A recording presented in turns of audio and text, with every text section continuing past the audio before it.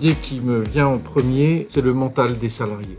Moi, j'ai été vraiment très admiratif de voir à quel point les salariés ont tenu, ont voulu tenir, ont été courageux, ont été opiniâtres dans cette crise qui a été très compliquée.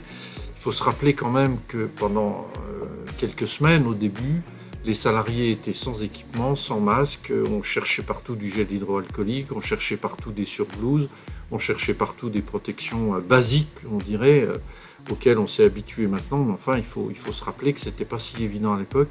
Et vraiment, ce qui nous a aidé à tenir, je crois, c'est pas du matériel. Encore une fois, c'est le mental des gens. Et puis peut-être aussi la capacité des équipes de management à aller un peu au-delà des injonctions paradoxales qu'on recevait tous les jours de la part du ministère. Il faut faire ceci, il faut faire cela, mais il ne faut pas faire ceci, mais 2 jours après, de nouveau, il faut le faire.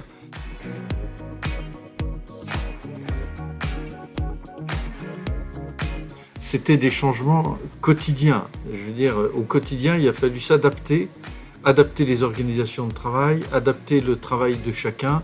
Quand il y a des cas positifs dans un établissement, eh ben, tout est bousculé. L'organisation des repas, l'organisation des quelques loisirs qui pouvaient rester, les animations, n'en parlons pas. Et il fallait en permanence s'adapter parce que quand on a 10 résidents positifs, c'est pas la même chose que quand on en a un, ou quand on en a un, c'est pas la même chose que quand on en a 15, quand ils sont dans le même service, quand ils sont pas dans le même service. D'autant plus qu'on avait fait le choix, nous, de tout faire pour hospitaliser le moins possible. On savait que les hôpitaux étaient en tension et par ailleurs, très honnêtement, on savait que les résidents, surtout des résidents asymptomatiques, étaient bien mieux chez nous qu'ils ne l'auraient été à l'hôpital.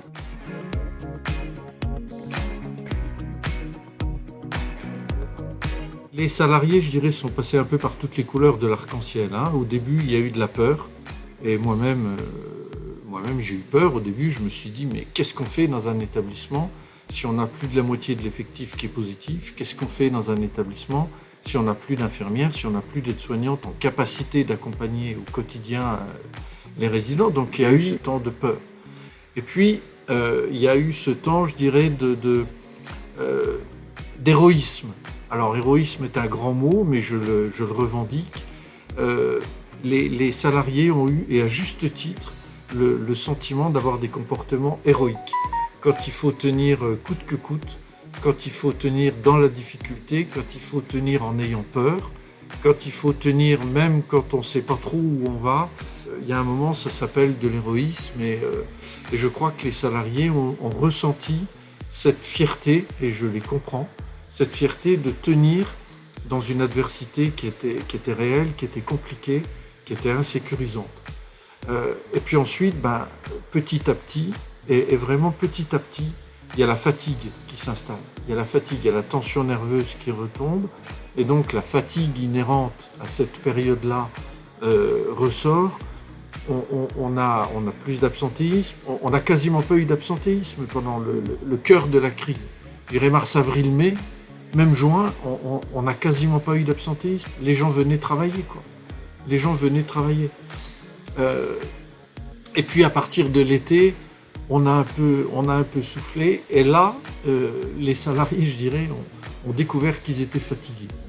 Moi, le premier, c'est pas pour dire, mais vous savez, quand entre la mi-mars et fin juin, vous êtes tous les jours, 7 jours sur 7 sur le pont, on arrive fin juin un peu fatigué, quoi. Voilà. Donc, pour les salariés, je dirais, il y a eu ce moment de peur, d'héroïsme et puis de fatigue. Pour les résidents, beaucoup ne comprenaient pas qu'il fallait mettre un masque. Beaucoup ne comprenaient pas quand on leur parlait avec un masque. Évidemment, ils n'ont pas compris qu'on interdise les visites. Enfin, pourquoi vous ne voulez pas que ma fille vienne me voir? Pourquoi vous ne voulez pas que je sorte manger avec mes enfants? Parce que c'est le Covid. Mais c'est quoi ça, le Covid? C'est quelque chose de très abstrait. Il y avait ces questions-là. Et bien évidemment, quand je dis ça, je dis aussi que c'est des questions auxquelles les salariés étaient affrontés. Parce que les résidents posaient ces questions-là aux salariés. Et parce que c'était leurs seuls interlocuteurs.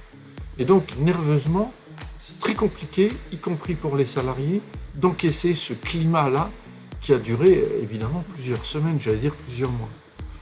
Et puis les familles, vous savez bien, les EHPAD ont été victimes, on va dire, ou l'objet en tout cas, de ce qu'on a appelé un EHPAD bashing. Qu'est-ce que c'est que ces endroits qui ne prennent pas soin des gens? Qu'est-ce que c'est que ces endroits où on laisse le Covid rentrer? Et puis quand on ne laisse pas le Covid rentrer, qu'est-ce que c'est que ces endroits où on interdit aux gens d'avoir des visites? Bref, rien n'allait. Et ça aussi, les salariés ont eu du mal à encaisser. Parce qu'ils avaient les coups de téléphone des familles, parce qu'ils avaient les reproches des familles, parce qu'ils avaient copie des courriers que les familles envoyaient en disant mais c'est quoi? Alors, quand je dis ça, évidemment, c'est pas la totalité des familles. Dieu merci, les familles ont plutôt compris que c'était compliqué. Les familles ont plutôt compris que c'était compliqué et ne nous en voulaient pas.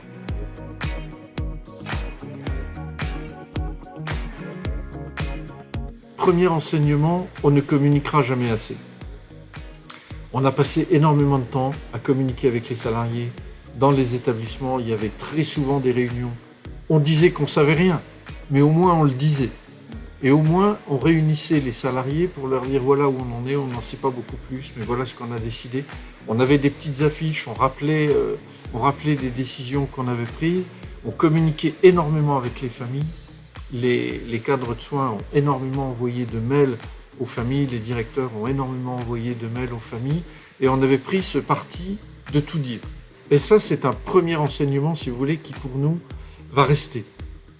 Cette réactivité dans la communication. Un deuxième enseignement, c'est que je fais l'hypothèse que ce qui nous a permis de tenir, c'est en grande partie les salariés qui ont 10, 15, 20 ans d'ancienneté dans la maison. D'abord parce qu'ils ont connu des moments difficiles, et ensuite, ils sont centrés sur leur boulot, centrés sur les résidents. Ça fait assez longtemps qu'ils sont là, ils sont centrés sur les résidents. C'est des gens qui ont choisi les métiers qu'ils exercent aujourd'hui. Et on s'est encore plus que d'habitude rendu compte du fait que ce groupe, cet ensemble salarié, c'est vraiment la colonne vertébrale d'un établissement. C'est vraiment ce qui permet à un établissement de tenir debout. Et si ce groupe-là n'avait pas tenu, je pense que les établissements auraient pu exploser. Autre enseignement, ne jamais s'installer dans des organisations comme définitives. Voilà. Nos organisations, elles sont par définition précaires, elles sont par définition à interroger en permanence, et surtout, on doit avoir en permanence la capacité mentale, organisationnelle d'y revenir et de les adapter. Voilà. Ça, en même temps, ça crée de l'insécurité, mais ça crée aussi ce sentiment qu'on fera face, parce qu'on a la capacité de bouger. Et je pense que les équipes, les établissements ont donné à voir une vraie capacité de bouger, et que ça, il faut le garder. Alors, pas bouger pour le plaisir, pas bouger simplement pour s'amuser, mais quand il y a besoin, on sait qu'on peut le faire.